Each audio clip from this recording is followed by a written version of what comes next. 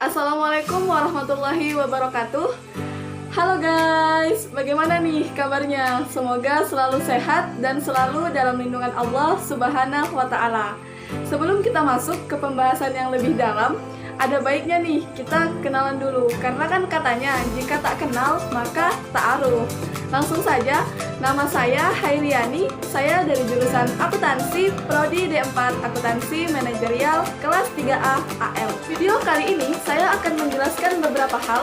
Yang pertama, sejarah perkembangan audit. Yang kedua, apa sih itu audit?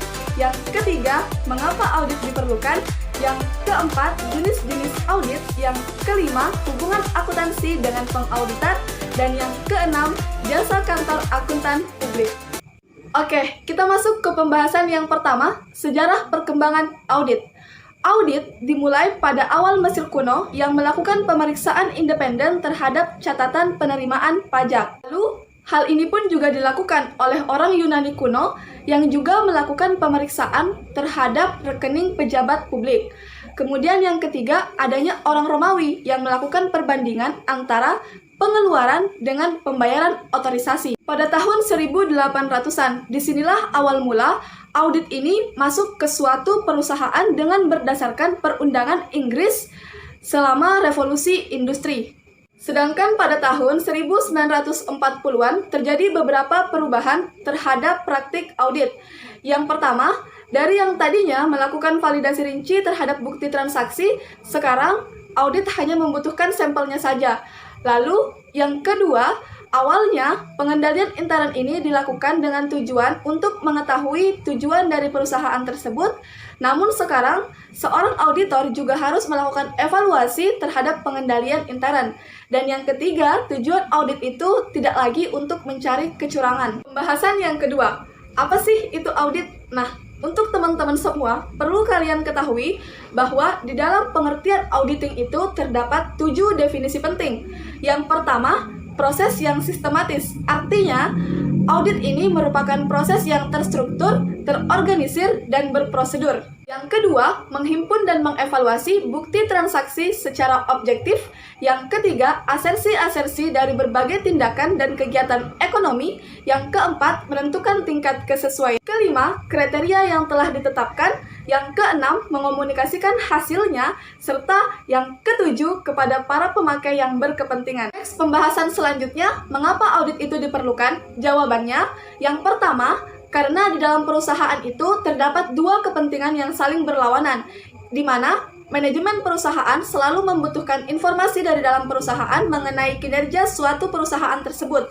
Lalu yang kedua, pihak luar selalu membutuhkan bukti laporan keuangan dengan tujuan untuk mempertanggungjawabkan dana yang telah dia investasikan. Lalu alasan kedua, karena diperiksa oleh pihak ketiga yang tidak memiliki kepentingan di dalam suatu perusahaan tersebut. Pembahasan keempat mengenai jenis-jenis audit. Audit terdiri dari 3 jenis. Yang pertama, ada audit operasional, yaitu audit yang melakukan penghimpunan atau pengevaluasian mengenai bukti kegiatan operasional. Lalu yang kedua, ada audit laporan keuangan. Maksudnya adalah seorang audit ini melakukan penghimpunan ataupun pengevaluasian mengenai bukti laporan keuangan suatu perusahaan. Lalu yang ketiga adalah audit ketahanan. Ini merupakan suatu audit yang melakukan penghimpunan dan pengevaluasian dengan tujuan mengetahui kegiatan finansial dan kegiatan operasional suatu perusahaan apakah berjalan dengan kondisi yang sebenarnya. Oke, next, pembahasan selanjutnya yaitu mengenai hubungan akuntansi dengan pengauditan. Kalau akuntansi dibuat berdasarkan prinsip akuntansi umum, serta akuntansi ini bertanggung jawab terhadap manajemen. Sedangkan pengauditan dibuat berdasarkan prinsip auditing, dan audit itu tanggung jawab auditor.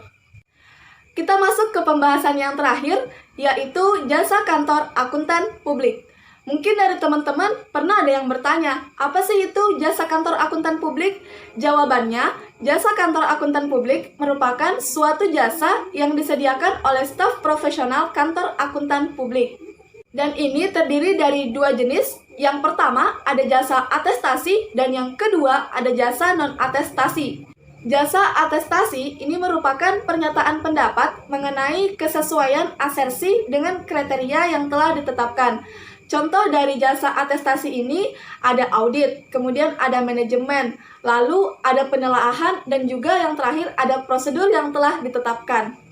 Lalu jenis yang kedua, ini kan merupakan jasa non-atestasi. Maksudnya di sini adalah jasa yang diberikan oleh staf profesional kantor akuntan publik ini berupa konsultasi. Dan contohnya ada 3. Yang pertama, jasa akuntansi, yang kedua, jasa pajak, dan yang ketiga, jasa konsultasi manajemen. Sekian tadi presentasi dari saya. Kurang lebihnya saya mohon maaf apabila dalam penyampaian materi ada ucapan saya yang kurang baik. Terakhir dari saya, tetap semangat belajar, jangan putus harapan karena itu kunci untuk meraih mimpimu. Tetap stay safe dan stay healthy.